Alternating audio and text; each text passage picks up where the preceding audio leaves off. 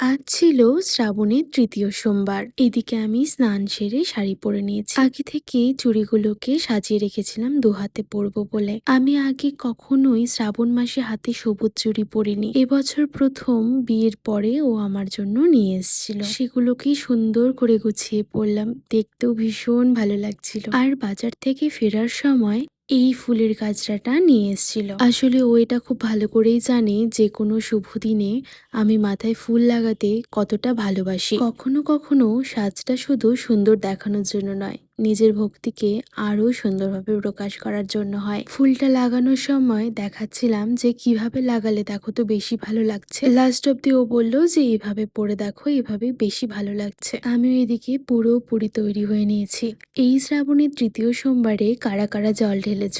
স্নান সেরে গিয়ে আমি সবটা গুছিয়ে এসেছিলাম, কারণ বৃষ্টি থাকলেও প্রচন্ড গরম। সবাইকে স্নান করিয়ে বস্ত্র চেঞ্জ করিয়ে সবার কাছে ফুল অর্পণ করে মহাদেবের জন্য সমস্ত কিছু সাজিয়ে নিয়ে আমি নিচে এসে শাড়িটা পরে নিয়েছি। বাবা ভোলেনাথ তো জল আর বেলপাতাতেই সন্তুষ্ট। পুরাণে বর্ণিত আছে যে সমুদ্র মন্থনের সময় ভয়ঙ্কর হলাহল বিষ বের হয়েছিল। সৃষ্টিকে রক্ষা করতে ভগবান শিব সেই বিষ পান করেন। তার কণ্ঠের জ্বালা প্রশমিত করার জন্য দেবতারা তাকে জল অর্পণ করেছিলেন। সেই বিশ্বাস থেকেই শ্রাবণ মাসে শিবলিঙ্গে জল নিবেদন করা হয়। ঠাকুর ঘরে গিয়ে আমি সমস্ত ধূপ দ্বীপগুলো আগে জ্বালিয়ে নিয়ে বাবার অভিষেক শুরু করলাম।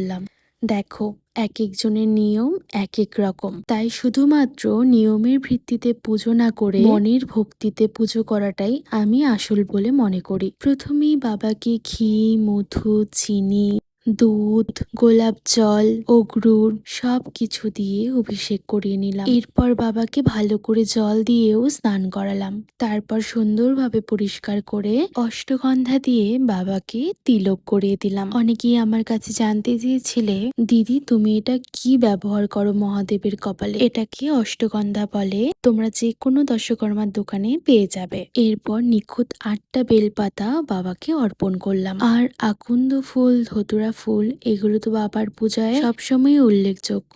এরপর বেল অর্পণ করলাম। আর তৃতীয় সোমবারে বাবাকে করলাম জব অর্পণ। এরপর বাবার সামনে একটা ঘিয়ের প্রদীপ জ্বালিয়েছিলাম। যে কোনো পুজোতেই আমি ঘিয়ের প্রদীপটা জ্বালানোর চেষ্টা করি। খুব ভালো পজিটিভ একটা ফিল আসে জানো তো। এরপর বাবাকে ধূপ দ্বীপ দেখিয়ে নিয়ে বাবাকে একটা কথাই বললাম, আমাকে যতটুকু দিয়েছো আমি তার জন্য তোমার কাছে কৃতজ্ঞ।